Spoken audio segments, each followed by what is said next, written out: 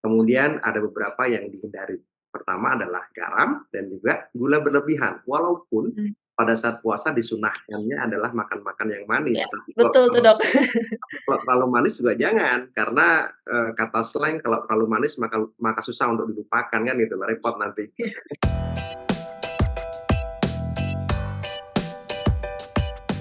Halo dokter, selamat datang kembali di Alo Medica Talks bersama saya Dr. Olvi. Tidak terasa kita memasuki bulan suci Ramadan. Nah, tentu tidak jarang nih mulai banyak yang menanyakan dari teman-teman sejawat ataupun dari pasien-pasien mengenai puasa untuk ibu hamil. Misalnya, apakah aman ibu hamil menjalankan puasa, apalagi puasa 30 hari? Berbagai kecemasan dan ketidakpastian seringkali menjadi pertanyaan bagi ibu hamil, sehingga mereka ragu untuk menjalankan ibadah puasa. Nah, bagaimana edukasi yang tepat bagi ibu hamil yang akan menjalankan puasa? Yuk simak kali Medical Talks berikut ini bersama Dr. Ulul Albab, spesialis obstetri dan ginekologi. Baik, selamat pagi Dokter Ulul. Selamat pagi Dr. Rofi. Ya, Dok, perkenalkan saya Dr. Olvi dari Alo Medica.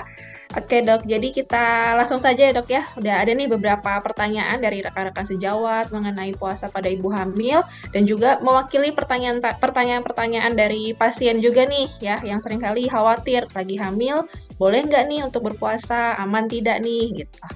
Oke, mungkin ke pertanyaan pertama ya, Dok ya. Sebenarnya ada nggak sih ketentuan usia kehamilan atau trimester berapa nih ibu hamil aman atau diperbolehkan untuk mengikuti puasa Ramadan? Oke, selamat pagi Dr. Rofi dan teman-teman semuanya. Mungkin sebelum menjawab pertanyaan yang sering kali ditanyakan oleh pasien, khususnya ibu hamil, terkait dengan batasan usia kehamilan berapa boleh puasa, mungkin saya sedikit cerita ya. Jadi bahwa kita tahu bahwa puasa itu adalah sebuah rukun Islam yang memang diwajibkan oleh semua umat muslim baik laki-laki maupun perempuan. Tetapi kita juga tahu bahwa ada syarat-syarat untuk berpuasa. Harus sehat, kemudian harus berakal, kemudian mampu melaksanakannya. Nah, terkait dengan mampu ini, ada sebuah hadis yang diriwayatkan oleh Ahmad yang menyatakan bahwa ada pengecualian untuk ibu hamil dan ibu menyusui untuk tidak berpuasa. Jadi sebenarnya kalau ditanya apakah ibu hamil dan menyusui itu wajib berpuasa, jawabannya boleh berpuasa dan juga boleh mendapatkan keringanan untuk tidak berpuasa. Nah, pertanyaan berikutnya adalah, seringkali yang muncul adalah bahwa, dokter, saya merasa sehat, saya pengen berpuasa nih, karena saya pengen merasakan bagaimana saat hamil saya berpuasa. Nah, terkait dengan itu, maka ada beberapa hal yang harus diperhatikan terkait pada ibu hamil yang ingin berpuasa. Syaratnya adalah, pertama bahwa ibu hamil itu dia sehat. Sehat dalam hal fisik dan sehat dalam hal psikis. Karena tidak boleh ibu hamil yang dia merasa cemas kalau seandainya nanti dia hamil akan berpengaruh kepada kehamilannya menjalankan ibadah puasa. Itu juga tidak diperbolehkan. Kemudian terkait dengan usia kehamilan, maka ada beberapa hal yang harus disampaikan di sini. Bahwa kita tahu bahwa kehamilan itu adalah sebuah proses panjang. Mulai dari awal kehamilan, trimester 1, trimester 2, maupun trimester 3. Masing-masing trimester dan sendiri-sendiri. Kita tahu bahwa di awal kehamilan, terutama trimester awal sampai usia kehamilan 16 minggu, ada sebuah perubahan kondisi yang mungkin cukup signifikan bagi ibu hamil. Mual muntah pada kehamilan, perubahan kardiovaskuler, kemudian ada perubahan seperti gastrointestinal, kemudian pernafasan, detak jantung bayi, kemudian volume darah, dan sebagainya. Yang bukan tidak mungkin itu akan menimbulkan keluhan. Nah, pertanyaannya, kapan saya boleh berpuasa, dok? Pada prinsipnya ibu hamil, ketika memang tidak ada keluhan sama sekali selama dalam kehamilannya, baik trimester 1, trimester 2, trimester 3 diperbolehkan berpuasa. Jadi tidak ada batasan misalnya bahwa fix nih, bahwa kalau trimester 1 walaupun dia nggak ada keluhan apapun tidak boleh puasa, tidak. Jadi pada prinsipnya adalah terkait dengan batasan kapan dia boleh berpuasa atau tidak boleh berpuasa adalah bukan masalah usia kehamilannya, tetapi pada ada atau tidak keluhan kehamilannya.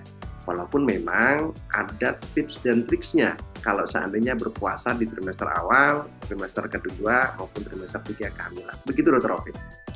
Baik, terima kasih Dokter Ulul. Ya, jadi sebenarnya kembali lagi ke kemampuan dan juga dari kondisi klinisnya ya pada masing-masing ibu hamilnya. Oke, nah kita lanjut ke pertanyaan berikutnya dok ya. tadi kan kapan sih bolehnya gitu. Nah, kalau kondisi-kondisi nih dok sekarang, ada nggak sih kondisi-kondisi tertentu atau mungkin komorbid ya biasanya pada ibu hamil yang nggak boleh nih untuk berpuasa? Kalau pada prinsipnya semuanya boleh, tapi idealnya itu kita menyarankan pada usia kehamilan 12 sampai dengan 32 minggu sebenarnya. Ya, karena kalau seandainya ada ibu hamil yang berpuasa di bawah usia kehamilan 12 minggu harus dipastikan benar-benar semuanya aman. Karena tadi saya sampaikan Dr. Rofi di awal bahwa ada kondisi seperti hiperemesis gravidarum atau emesis gravidarum. Kemudian kita tahu di sebelum usia 16 minggu atau 12 minggu ada organogenesis yang dimana faktor atau proses pembentukan dari organ-organ tubuh bayi itu juga mulai terbentuk. Sehingga ketatnya pemantauan bayi, kondisi kehamilan ibunya pada awal kehamilan, di trimester awal kehamilan itu menjadi syarat mutlak untuk ibu hamil sebelum menjalankan ibadah puasa. Jadi pastikan dulu kondisinya prima, sehat, tidak ada keluhan, kemudian baik ibu maupun bayinya, baru kemudian nanti boleh menjalankan ibadah puasa. Baik, terima kasih Dokter Ulul. Nah, tadi kan kalau kita lihat ya dok ya dari penjelasan sebelumnya misalkan pada kondisi hiperemesis gitu. Nah, banyak juga nih mungkin ibu-ibu hamil yang dengan kondisi diabetes ya, dengan komorbid-komorbid seperti itu.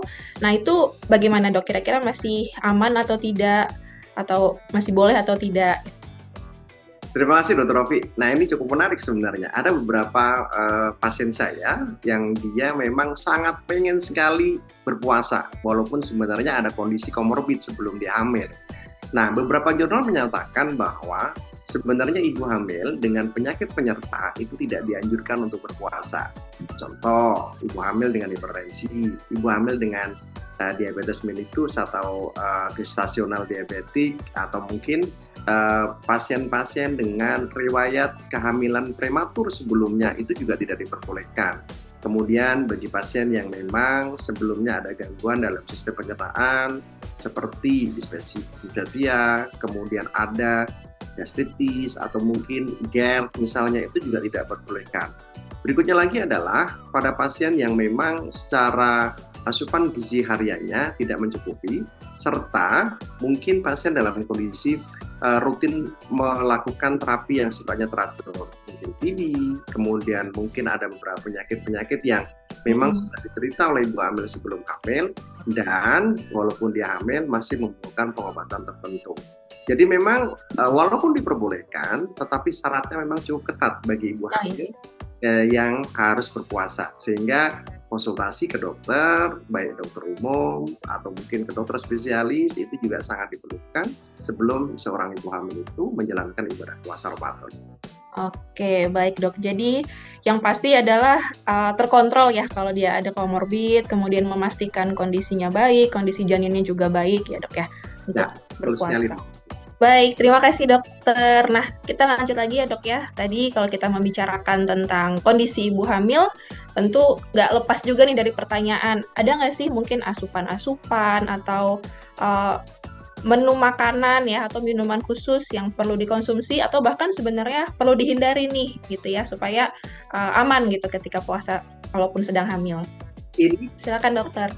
Terima kasih Dr. Rofi. Ini pertanyaan yang seringkali juga ditanyakan, baik secara langsung maupun seringkali saya mendapatkan WhatsApp, dok, saya boleh nggak makan ini waktu buka, saya boleh nggak sahur pakai ini, dok, ini sebelum tidur, itu banyak sekali. Memang betul sekali, dari sebuah jurnal dikatakan bahwa ada tip khusus buat ibu hamil, terutama terkait dengan asupan gizinya selama kehamilan. Ini agak sedikit berbeda. Pertama adalah bahwa ibu hamil pada saat berpuasa maka dianjurkan untuk makanan yang tinggi serat, kemudian diupayakan sebanyak mungkin makan sayuran, buah, dan juga protein sebenarnya. Kemudian ada beberapa yang dihindari. Pertama adalah garam dan juga gula berlebihan, walaupun pada saat puasa disunahkannya adalah makan-makan yang manis. Ya, betul tuh dok. Kalau terlalu manis juga jangan, karena kata slang kalau terlalu manis maka susah untuk dilupakan kan gitu, repot nanti. Kemudian yang kedua adalah minum air putih yang banyak, normalnya adalah minimal 2 liter per hari. Kemudian susu boleh, jus juga boleh. Kemudian, nah ini yang lebih penting nih, seringkali kalau kita sedang berpuasa, pada saat kita sudah buka, kekenyangan, kemudian sholat tarawih, kecapean, kemudian Kemudian ketika habis tarawih kadang-kadang kita langsung tidur. Pada Hmm. ibu hamil itu dianjurkan untuk ngemil sedikit sebelum tidur. Nah ini yang cukup menarik sebenarnya. Jadi disarankan pada ibu hamil yang menjalankan ibadah puasa Ramadan sebelum tidur dia disarankan untuk ngemil. Hmm. Snack, kemudian bisa juga jus atau mungkin juga buah juga bisa. Kemudian yang lebih penting lagi adalah bahwa 2 liter itu dianjurkan bukan 1 kali 24 jam, tetapi antara berbuka dengan sahur itu juga totalnya ada 2 liter. Jadi harus banyak minum memang. Karena ini adalah untuk mencegah dehidrasi pada saat puasa pada siang pagi sampai dengan sore harinya, karena juga bisa berpengaruh terkait dengan jumlah air ketuban maupun juga terkait dengan pertumbuhan janinnya ke sana. Kemudian komposisi gizi yang dianjurkan sesuai dengan jurnal adalah 50% karbohidrat, 30% protein, 10-20% adalah lemak. Jadi ini sangat harus benar-benar diperhatikan pada ibu hamil. Baik, oke, terima kasih dok. Jadi penting ya untuk memperhatikan ya asupan cairan, serat, kemudian komposisi-komposisi gizi tadi ya. Yang penting supaya tetap kondisinya prima, bisa berpuasa dengan lancar dan juga menjaga kondisi kehamilannya.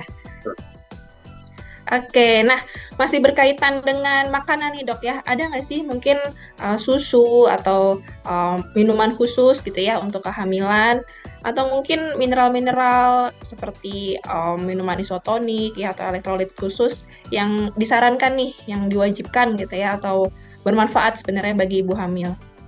Terima kasih Dr. Rofi. Tadi sudah saya jelaskan bahwa kebutuhan cairan ibu hamil terutama pada jeda antara buka puasa dengan sahur minimal kan 2 liter. 2 liter itu sebenarnya mix, boleh apa saja. Memang disarankan air putih, tetapi kalau dikombinasi dengan minuman seperti susu hamil, kemudian jus atau mungkin minuman isotonik yang lainnya itu juga diperbolehkan sebenarnya.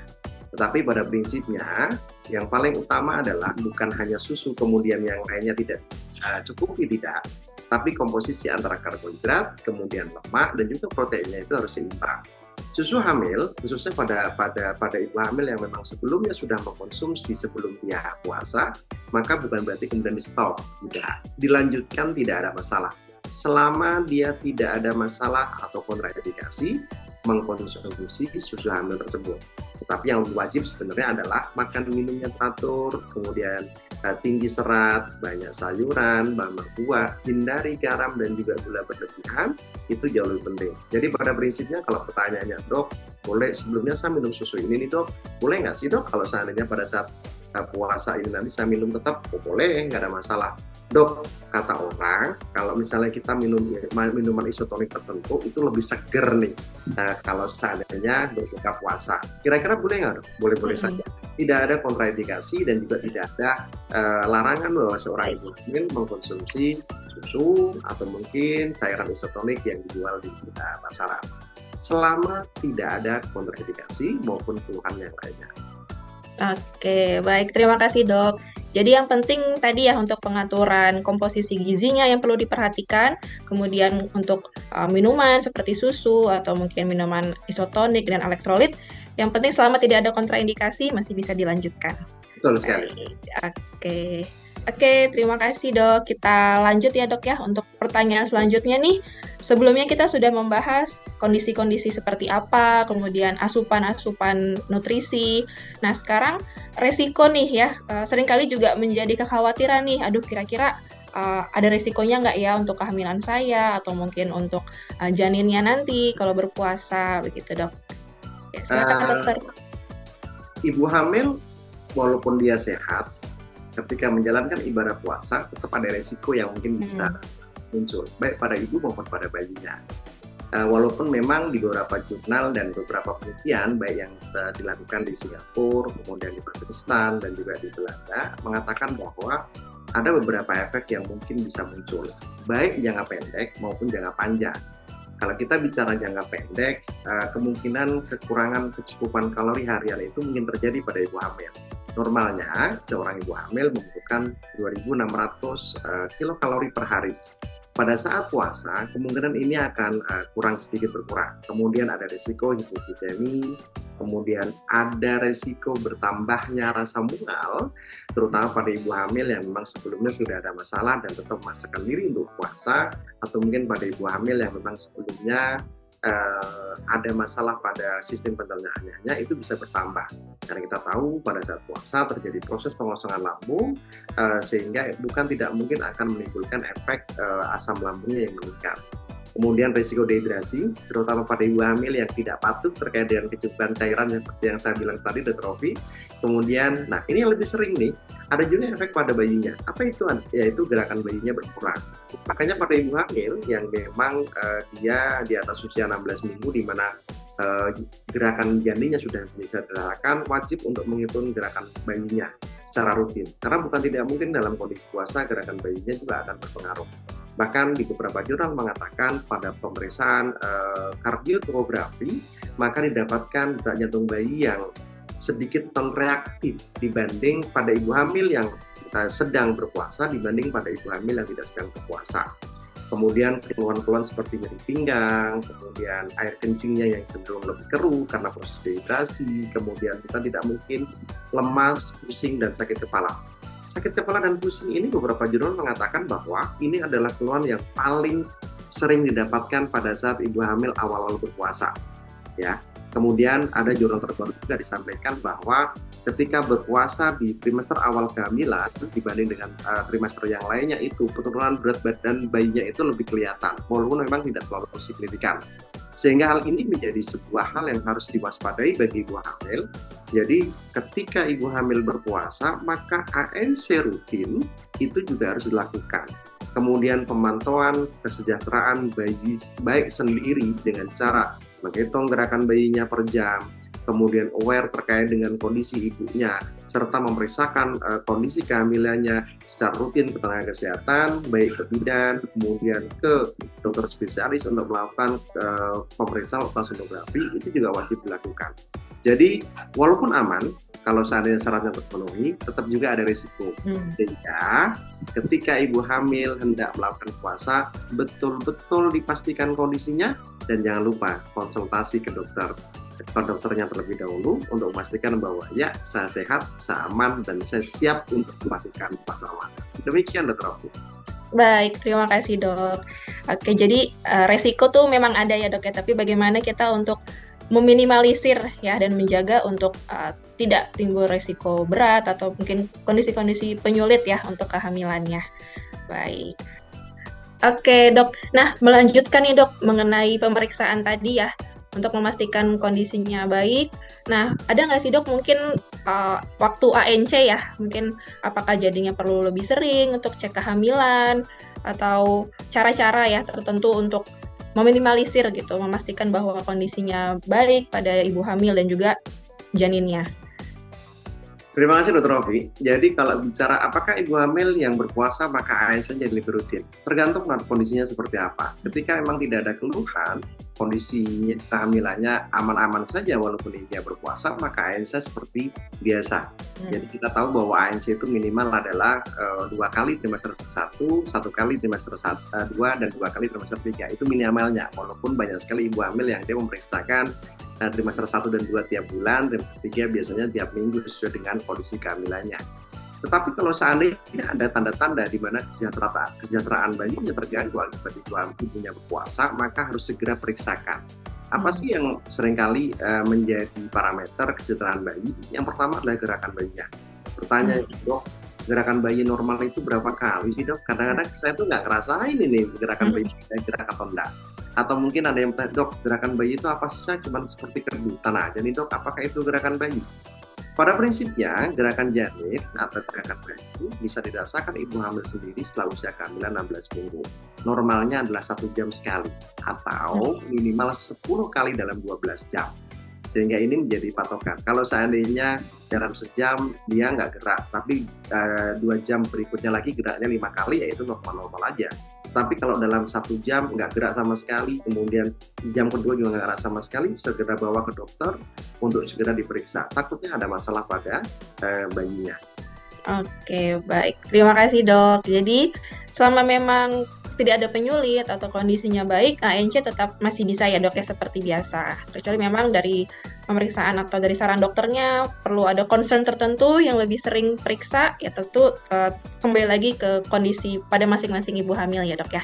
Selanjutnya ini dok, kalau tadi kita bicara resiko ya pada ibu hamil, nah sekarang dampaknya nih kadang juga membuat khawatir ya pada ibu-ibu hamil, nanti kira-kira akan berdampak nggak nih pada anaknya gitu ya, apakah benar nggak sih bisa membuat resiko nantinya bisa cacat lahir atau mungkin berat badan bayi saat lahirnya menjadi rendah gitu dok. Ya, terima kasih. Ini menjadi kekhawatiran yang maklum lah, atau mungkin kita maklum pada ibu hamil, karena mesti mereka berpikir bahwa takutnya saya berpuasa nanti malah bayi saya prematur, cacat dan sebagainya. Di awal saya sampaikan risiko itu ada, tetapi dari beberapa penelitian disampaikan bahwa tiap semesternya sebenarnya kalau dibilang apakah ada efek langsung dari puasa terkait dengan kondisi bayinya, itu disampaikan tidak terlalu signifikan. Memang ada beberapa data mengatakan kalau seandainya puasanya di trimester awal kehamilan itu berat bayinya agak sedikit menurun.